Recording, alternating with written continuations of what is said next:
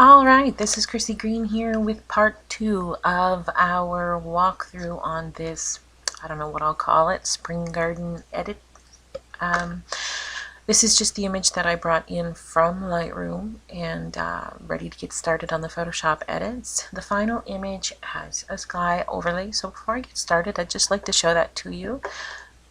There you can see that there's a sky in the background, which is why I wasn't too worried about any shadows that happened to fall on my background. The sky overlay actually comes from one of my favorite websites. It's cgtextures.com.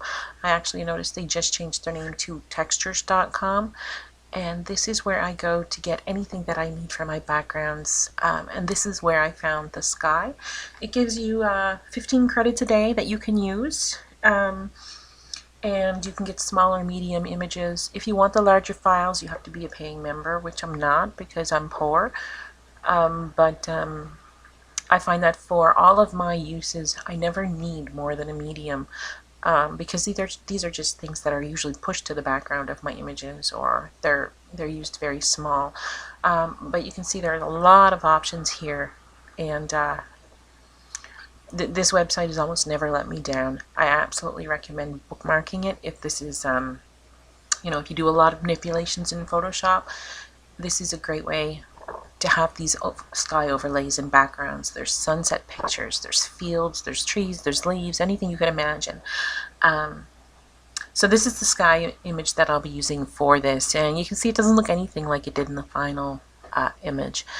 It's, there's blue and yellow in color, but I set it to soft light, and the reason I did that is because it allows the background color to show through, and I'm not losing that nice balance of blue and yellow. So without further ado, let's get back to my image here. This is just how it came in from Lightroom.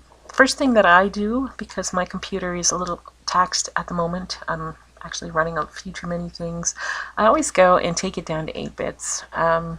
You probably don't have to do that if you have a computer that's been maintained. Mine hasn't. But I find my Photoshop edits just go a little bit faster if I drop it down to 8 bits, and it doesn't really seem to impact anything for me.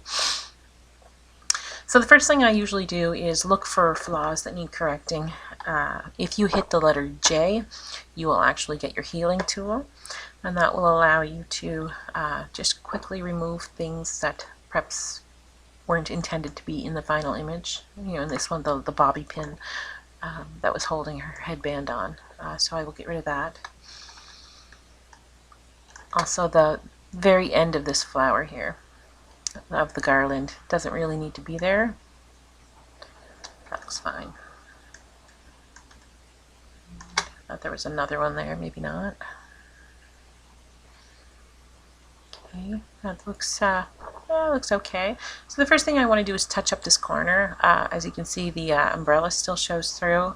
I wasn't worried about that in post, and this is pretty much the reason why. I'm going to grab my lasso tool, and I'm gonna get a big chunk over here, so I have room to feather, and you'll see what I mean in a second.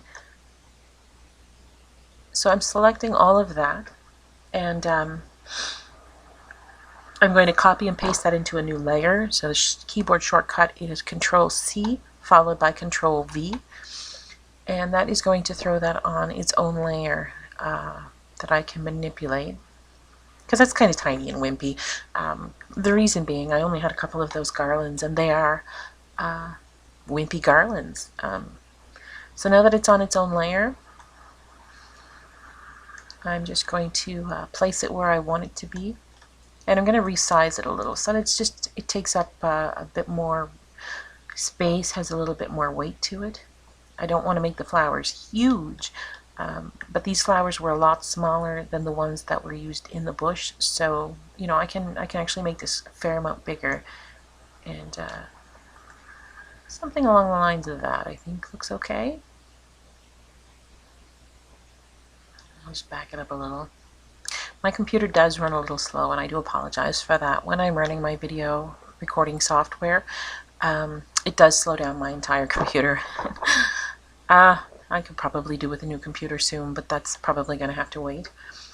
So anyway, yeah, on my garland, I do have some gaps in here. I might Photoshop something in there, might not. Now for this, I'm just gonna, I always use masks when I'm working because it's easier to undo mistakes, or you know, rather than using the eraser tool. But all I'm doing here is painting on my mask with a black brush, and it's very soft, so it's going to hide this hard edge. And I'm just going to kind of go down like that. So basically all I've done is just made that top corner have a little more of an impact than it did. You can see the before and the after. And now I'm going to have to come down here and just fill in some gaps here that I don't want to have. I always do my cloning on a new layer, so I will create a new layer. I will grab my stamp tool. The first thing I want to do is maybe I'll add just a little height here. If you remember, my crop line kind of came down like this. You know, I have this space here that I could fill. So I am going to just try that. I am, as I mentioned in the last video, literally just kind of editing seat of my pants here. So, you know, I may try some things that just don't work out the way I wanted them to. So there. I think I got a bit of her finger in there. How about we just get rid of that?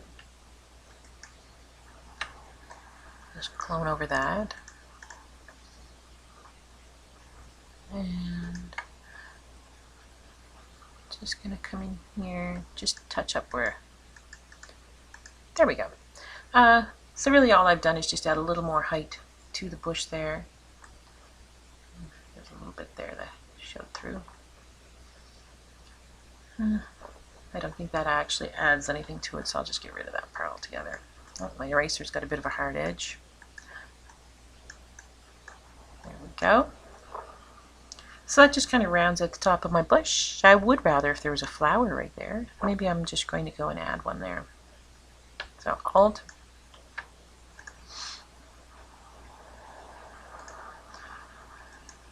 And I'll just put it kind of in the edge here. And I'm just going to clone this in. Just going outwards until I find the edge of the flower there.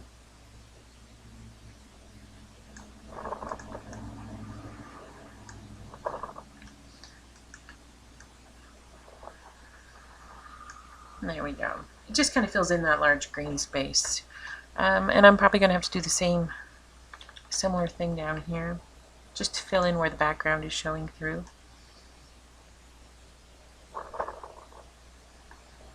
Maybe for the sake of the video, I am rushing this part just a little bit, trying to get everything the way I want it. But I'm also trying to hurry too, for the sake of the videos, so hopefully everything will still work out. I think that's looking good. If you end up with fuzziness around where you're cloning, I find if you make your tool really small, it hardens it up, or you can just right click and choose something that's got a bit more hardness to it.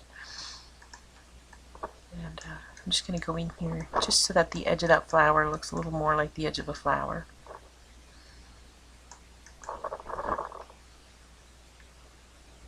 Good enough for this video. Okay, now I also have to bring this grass up a little bit to hide here. You can see some of the PVC pipe that I used. So I am going to